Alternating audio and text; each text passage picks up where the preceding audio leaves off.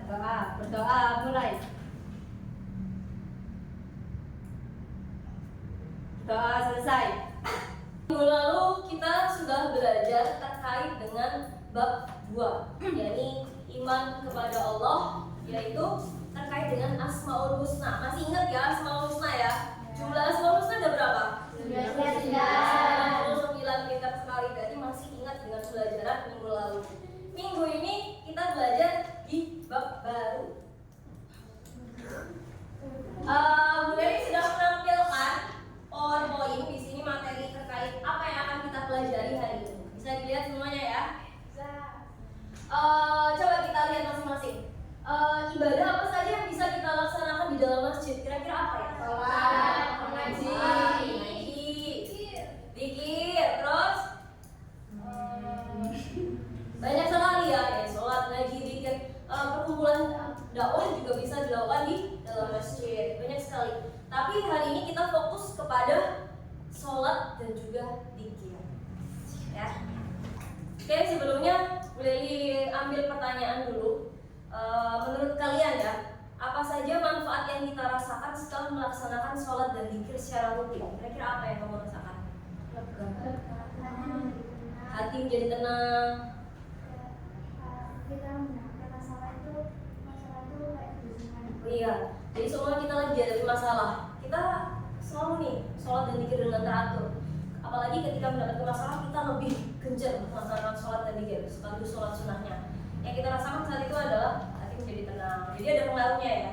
Terus yang kedua, bagaimana kita menjaga kekhusyukan dalam sholat di tengah kesibukan aktivitas sehari-hari? Kira-kira apa?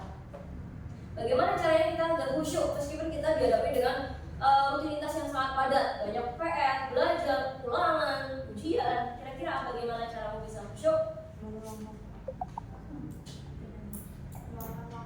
Meluangkan waktu untuk sholat dan zikir ya. Oke. Yang ketiga, bagaimana kita bisa mengajak teman atau keluarga untuk lebih mencintai dan menjalankan sholat serta zikir? Bagaimana cara kita mengajak teman untuk bisa lebih mencintai bahwasanya sholat dan zikir itu banyak sekali manfaatnya. Bagaimana mengajaknya? Dengan cara menasihatinya, mengajak dengan kalimat yang baik. Oke, itu materi kita pembelajaran hari ini terkait dengan menghadirkan sholat dan zikir dalam kehidupan sehari-hari. Jadi kira-kira apakah ada pengaruh menurut kalian? Ada nggak sih pengaruhnya sholat dan zikir itu dalam aktivitas sehari-hari kita? Ada. Contohnya apa? Meringankan stres. Meringankan stres. Sholat dan zikir itu penghilang stres, Bu Leli. Betul sekali. Salah satunya itu ya. Bu Leli sampaikan dulu terkait dengan tujuan pembelajaran hari ini. Satu, menjelaskan definisi sholat dan zikir dengan dalil dari Al-Quran dan juga hadis. Jadi sholat dan zikir itu apakah ada perintah di Al-Quran dan hadis? Mari kita lihat. Yang kedua, mengidentifikasi jenis-jenis zikir dan manfaatnya. Yang ketiga, menjelaskan hakikat sholat dan zikir sebagai pencegah dari perbuatan keji dan munkar. Dan yang terakhir, memberikan contoh penerapan dari hikmah sholat dan zikir dalam kehidupan sehari-hari kita. Itu adalah tujuan pembelajaran kita untuk hari ini. Nah, sebelum masuk ke materi, Ibu Leli ada pertanyaan. Silahkan bisa dijawab benar atau salah. Ada 4 pernyataan di sini. Tidak ada di LKPD ya. 1. Bisa dibacakan jenis nomor 1, pernyataan yang 1. Andi adalah seorang pelajar yang seringkali terlambat melaksanakan sholat fardu karena terlalu asyik bermain game. Dari pernyataan nomor 1, kira-kira itu benar apa salah? Salah. Yang bilang salah angkat tangan. Yang bilang betul? Oke, betul semua. Pernyataannya salah. Kenapa salah di sini? Karena Andi meninggalkan sholat kali terlambat karena terlalu asyik bermain game. Berarti kira-kira prioritas pertama sholat dulu atau main game dulu? Sholat dulu. Salah ya, tadi ini salah. Oke. Nomor kedua, bisa dibacakan Ababil. Nah, sekarang yang boleh ditanyakan. Kira-kira sholat itu artinya apa? Sholat itu ibadah kata Ababil. Ada lagi? Kita cari tahu ya. Sholat secara bahasa itu artinya doa. Jadi kamu sholat itu kamu sedang berdoa sama Allah. Kenapa kenapa doa? Karena setiap lantunan kalimat yang kalian ucapkan ketika sholat itu semuanya artinya adalah doa, komunikasi kita sama Allah. Sedangkan zikir itu artinya adalah ingat, mengingat. Kalau secara istilah, sholat itu adalah ibadah yang terdiri dari beberapa ucapan dan perbuatan, dimulai dengan takbiratul ihram sampai salam. Sedangkan zikir itu artinya adalah mengingat Allah sebagai upaya untuk mendekatkan diri kepada Allah. Next, lanjut. Sampai sini ada yang ditanyakan? Tidak. Oke. Dari mana perintah sholat dan zikir itu? Sebenarnya ada banyak di dalam Al-Quran, cuman di sini hanya boleh ambil beberapa ya. Contohnya perintah sholat ada di dalam Quran surat Al-Hajj ayat 77. Ada yang mau bacakan? Oke, bunyi bacaannya adalah A'udzubillahi minasyaitonirrajim. Bismillahirrahmanirrahim. Ya ayyuhalladzina amanu ruk'u wasjudu wa'budu rabbakum waf'alul khaira la'allakum tuflihun. Wahai orang-orang yang beriman, kalian beriman nggak? Beriman. Kalian termasuk ya. Wahai orang yang beriman, rukulah kamu dan sujudlah kamu, sembahlah Tuhanmu dan perbuatlah kebajikan supaya kamu mendapatkan kemenangan. Di sini adalah perintah sholat. Kira-kira ada di mana letak kata kuncinya? Ruku dan sujud. Betul, rukuklah kamu dan sujudlah kamu. Ruku dan sujud itu merupakan bagian dari sholat. Jadi ini dalam Quran surat Al-Hajj ayat 77 itu memerintahkan kita sebagai orang beriman untuk mengerjakan sholat. Oke semuanya, karena materi kita sudah mulai disampaikan, ada waktu 20 menit untuk Bu Leli berikan kepada kalian kesempatan untuk berdiskusi. Minggu kemarin kan Bu Leli sudah bagi kelompok ya dari hasil asesmen diagnostik awal. Maka hari ini kalian sudah kumpul dengan kelompok masing-masing. Silahkan didiskusikan LKPD yang sudah kalian terima. LKPD silahkan dibuka di halaman ketiga. Halaman ketiga LKPD. Jadi di sini ada dua pertanyaan ya. Yang pertama terkait dengan benar dan salah, dan pertanyaan yang kedua terkait dengan opini kamu. Jadi silakan mulai untuk mengerjakan sesuai dengan ini ya, pembagian kelompok yang tadi. Dari kelompok 1 mengerjakan nomor 1, 2 ditambah dengan opini. Kelompok 2, 3 dan 4 dan opini. 3, 5, 6, terakhir 7, 8. Silakan didiskusikan. Apa? Opini itu pendapat kamu. Pendapat kamu. Apa? Dicentang, boleh dicentang.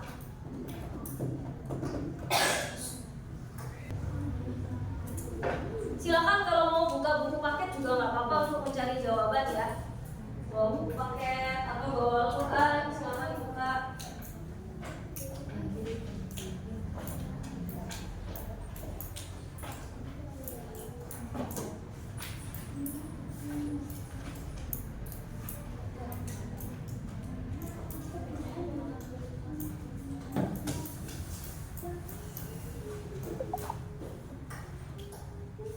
Di LKPD itu sudah ada terkait dengan materinya juga, sholat dan zikir.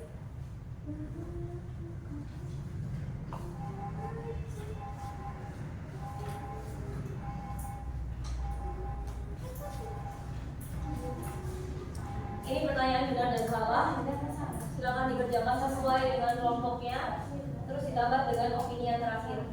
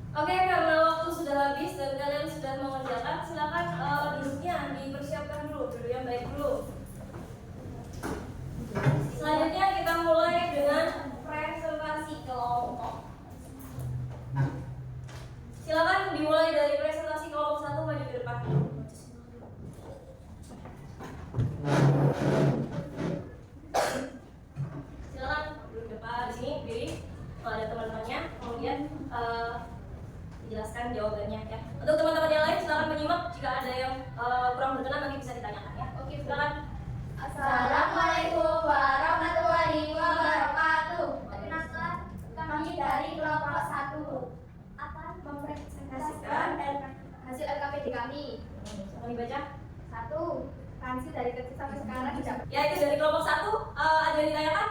Tidak. Sudah bagus ya, tepuk tangan untuk teman kelompok 1. Silakan kembali duduk. Kelompok 2 silakan maju.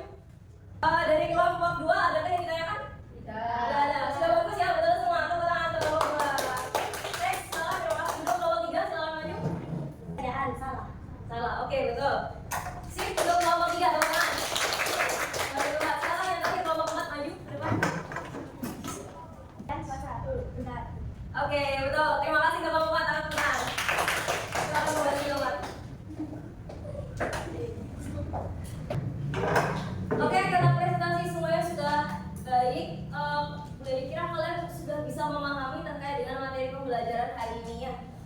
Terakhir dari Bu Leli terkait kesimpulan dari Bu Leli terkait dengan menerapkan sholat dan zikir dengan kehidupan sehari-hari. Jadi sholat dan zikir itu bukan hanya ibadah ya yang kita lakukan di rumah ataupun di masjid, bukan hanya sekedar menunaikan kewajiban, tapi bagaimana setelah pembelajaran hari kita mengetahui bahwasanya sholat dan zikir itu pengaruhnya banyak sekali. Karena sholat dan zikir membuat hati menjadi tenang, damai, seolah-olah hal sedih pun itu tidak ada masalah bagi kita, hal yang remeh. Kenapa? Karena backingan kita adalah Allah. Jadi nggak ada lagi yang namanya susah, nggak ada yang galau, sedih, itu nggak ada. Di dalam Islam tidak ada. Kenapa? Karena kita menerapkan sholat dan zikir dalam kehidupan sehari-hari. Ya, jadi dengan menerapkan hikmah dari sholat dan zikir, kita akan menjadi pribadi yang lebih baik. Ya, bagaimana kalau kita menerapkan sholat dan zikir, otomatis kita akan benar-benar tahu, oh hal ini tidak boleh dilakukan karena di dalam agama saya dilarang sama Allah, maka saya tidak akan melaksanakan. Oh hal ini boleh dilakukan, justru diperintahkan di dalam Al-Quran, maka saya akan melaksanakan. Itu ada dari kalimat zikir. Yang tadi artinya apa? Mengingat. Sedangkan sholat tadi artinya adalah berdoa. Itu saja anak-anak yang bisa Bu Leli sampaikan hari ini. Semoga bisa bermanfaat. Jangan lupa, sholat dan zikir itu harus dilaksanakan dengan baik, bukan hanya sebagai kewajiban, tapi bagaimana kita menerapkan hikmah dari sholat dan zikir itu di dalam kehidupan sehari-hari. Ya. Untuk pertemuan minggu depan, silakan nanti di rumah mengerjakan tugas buku paket ya, bab 3 pilihan ganda dikerjakan di buku tulis, dan minggu depan kita akan mendiskusikan bersama-sama jawabannya. Paham semua anak-anak? Siapa?